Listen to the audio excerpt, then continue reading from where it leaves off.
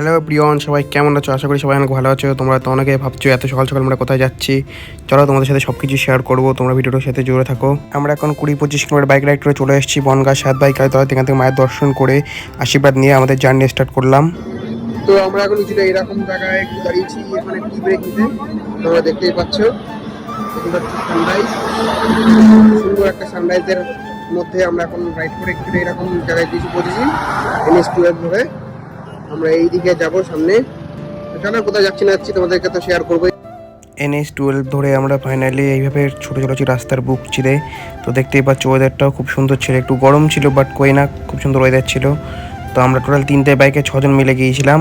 কোথায় যাচ্ছি তোমাদের সাথে একটু পরেই শেয়ার করবো। চলো তোমরা ভিডিওর সাথে জুড়ে থাকো, অবশ্যই তোমরা জানতে পারবে কোথায় গিয়েছিলাম না গিয়েছিলাম।